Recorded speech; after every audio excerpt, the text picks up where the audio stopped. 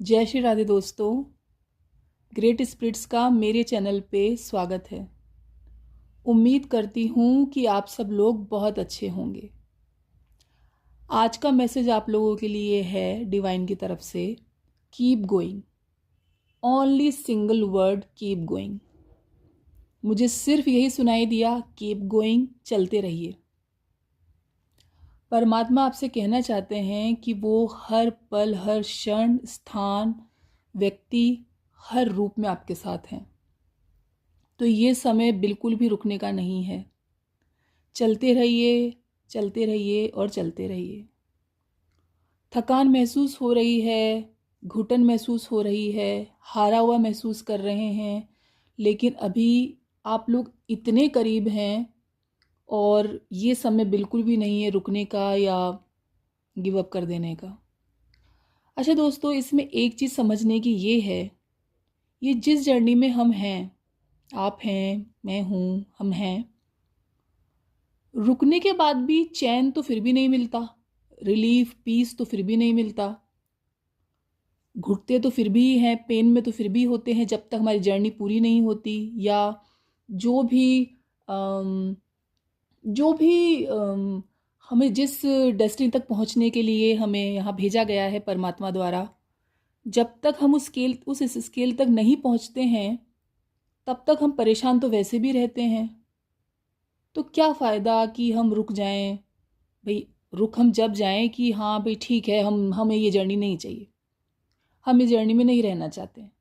लेकिन ऐसा बोल के और रुक जाने से, या जो भी आप इस जर्नी को आगे पहुंचाने के लिए कर रहे हैं, वो सारी एक्टिविटी बंद कर देने से, अगर आप लोगों को सुकून मिलता हो, चैन मिलता हो, तो मैं अभी बोलूँगी अभी बंद कर दीजिए, अभी रुक जाइए, अभी ऑर्डिनरी लाइफ जीना बिल्कुल शुरू कर दीजिए। लेकिन अपने आप से सवाल पूछिए, क्या सचमुच आप ऑर्डिनरी लाइफ जीने के लायक हैं? क्या आपको जो सच में तहे दिल से चाहिए, जब तक आपको वो चीज़ नहीं मिल जाएगी, क्या आप चैन पा सकते हैं? क्या आप इस घुटन से बाहर निकल सकते हैं? इन दिनों तो आप में से बहुत लोगों को रातों को नींद भी नहीं आ रही होगी। कई लोगों की है जो नींद बहुत डिस्टर्ब हो रही होगी नाइट में। तो क्या चैन मिल पा रहा है? चलिए, हमने छोड़ दिया सब, तो फिर रुकना क्यों? इससे अच्छा ये नहीं है कि कुछ करते ही रहें। दोस्तों, मैं एक छोटी सी कहानी आप लोगों के साथ शेयर करना चाहूँगी, और उसका उद्देश्य सिर्फ इतना सा है कि इन चीज़ों से होता ये है कि आत्मबल बल प्राप्त होता है। देखिए दोस्तों, अपनी अपनी जर्नी सबको तय करनी है, सबके अलग अलग हिसाब हैं, स्पीड है, तरीका है। लेकिन ये चीज़ जो डिवाइन आप तक पहुंचाते हैं, उनका सिर्फ उद्देश्य होता है आप लोगों को लगातार आत्मबल देते रहना। तो जो कहानी मैं आप लोगों के साथ अभी शेयर करने वाली हूँ, आप लोगों ने उसका कई वर्जन अलग अलग कभी ना कभी सुना होगा, इसके बहुत सारे वर्जन हैं, बट इसकी मोरल ऑफ द स्टोरी के लिए मैं आप लोगों को ये सुना रही हूँ। एक व्यक्ति को परमात्मा गाइड करता है कि फलाने पहाड़ के अंदर बहुत सारा खजाना रखा हुआ है।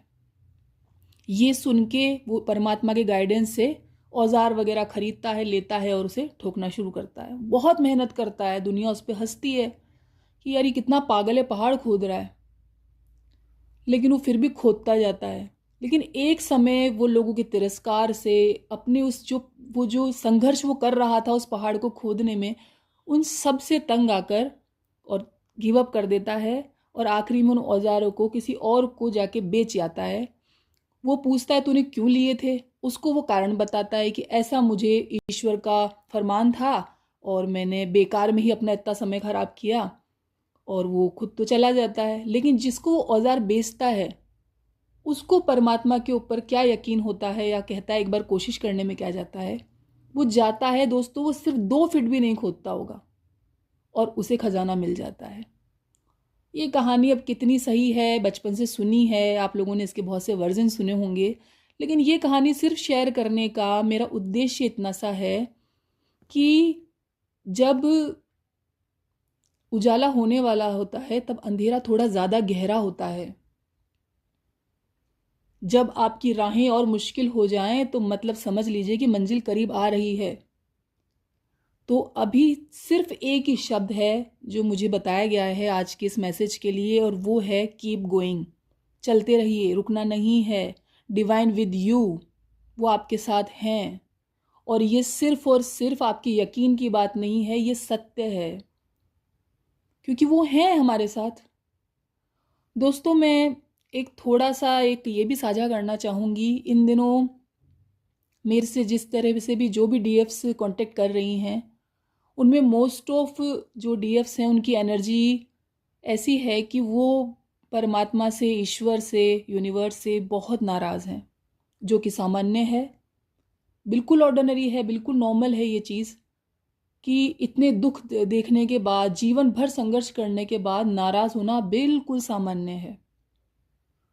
लेकिन मैं उन लोगों को एक ही बात कहना चाहूँगी, बहुत से हैं, मुझे कमेंट्स भी दिखते हैं, मुझसे जो डीएफ्स कांटेक्ट कर रही है उनमें काफ़ी डीएफ्स का, चाहे वो गुप्त रूप से नाराज़ है या वो खुलेआम कहती हैं कि वो बहुत नाराज़ हैं परमेश्वर से, मैं उनसे यही कहना चाहूँगी, देखिए वो परमात्मा है। प्रथम तो ये है कि हम उनसे नहीं जीत सकते।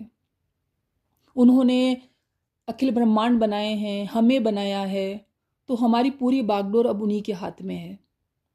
ये बात तो हुई थोड़ी अलग, लेकिन सत्य ये है वो हमसे बहुत प्यार करते हैं।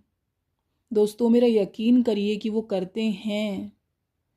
और हम जो इस जर्नी में, हमसे तो विशेष प्यार करते हैं, प्यार वो सबसे करते हैं, पर हमसे उन्हें विशेष लगाव है। वो जो भी दुख हमें हमारे जीवन में दे रहे हैं, सिर्फ और सिर्फ उनका उद्देश्य इस चीज़ के पीछे ये है कि हम हर उस इल्यूजन से दूर होकर लगातार सिर्फ उन्हीं से जुड़े रहें। आप एक चीज़ बताइए दोस्तों, कितना प्रैक्टिकल सी बात है। हम लोगों को अगर सभी खुशियाँ लगातार मिलती रहती है, हमें कभी भी भगवान याद आते हैं क्या? सिर्फ शुक्रिया के लिए भी हम जल्दी से याद नहीं करते होंगे, अगर हम जो चाहें हमें मिलता रहे। लेकिन हम भले कोसने के लिए ही याद करें, चाहे हम धन्यवाद देने के लिए या प्रार्थना करने के लिए याद करें, हमें ईश्वर की सबसे ज़्यादा याद हमारे दुख में आती है। क्योंकि ये स्वाभाविक है, कहीं ना कहीं हमारे ये ऊपर का आवरण बने, जानता हो या न जानता हो दोस्तों, लेकिन हमारी जो रियल पर्सनैलिटी है, जो हमारा रियल सेल्फ है, उसे उनसे अपना संबंध डायरेक्ट पता है कि उनका संबंध सिर्फ और सिर्फ उस परमात्मा से है। तो दोस्तों, मेरी बात का आप यकीन कीजिए, वो हमसे बहुत प्रेम करते हैं। और देखिए, मैंने एक चीज़ और इस जर्नी में सीखी है, ऐसा नहीं है मैं नाराज़ नहीं हुई थी, सालों पहले मैं भी बहुत नाराज़ थी उनसे, लेकिन मैंने इस जर्नी में एक ही एक्सपीरियंस ये लिया है कि सिर्फ उनका हो जाने से ही हमें मुक्ति प्राप्त होगी। हम जिस भी स्थिति में हैं, उसका पूरा समर्पण हमें उन्हें ही करना होगा, क्योंकि वो परमेश्वर है, वो कुछ भी कर सकते हैं। कर तुम अन्यथा कर तुम, सर्वसमर्था ईश्वरा। तेरी रोशनी में है वो दम, तू मावस को कर दे पूनम। सच में दोस्तों, मेरा यकीन कीजिए, ये नाराज़गी अब छोड़ दीजिए। है, आप गुस्सा होंगे, लेकिन उनका बन के गुस्सा होइए ना। गुस्सा होके हम नाराज़ हैं, हम ठीक है, लेकिन हम उन्हें कह सकते हैं कि ये आपकी नाकामयाबी है। इतना अधिकार है हमें, लेकिन ये अधिकार हमें प्रेम में है दोस्तों। मैं आप लोगों से सिर्फ इतनी सी गुजारिश करूँगी, क्योंकि मैं दर्द बहुत समझती हूँ आप लोगों का। आप लोग मेरी आत्माएं हो, वी आर ऑल वन। और ये कहने की बात नहीं, सत्य है।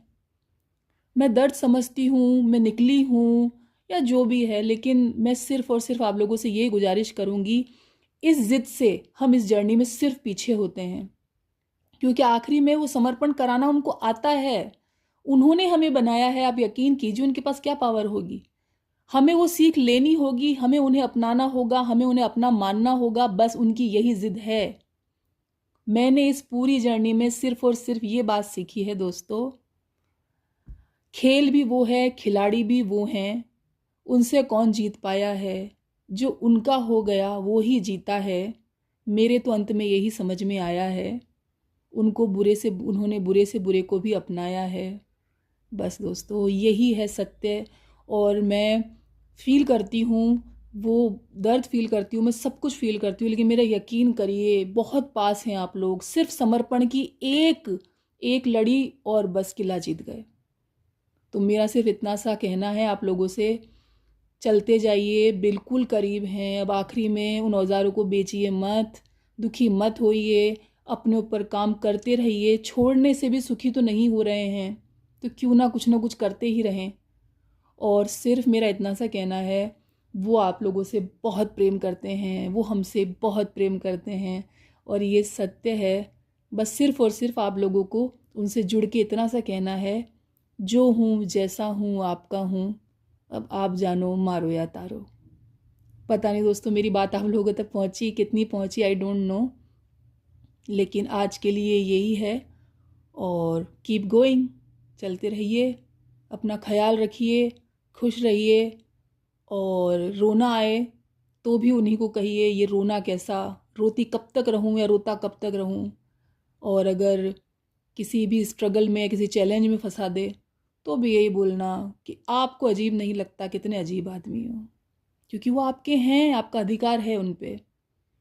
और आज के लिए, अभी के लिए इतना ही। जय श्री राधे दोस्तों।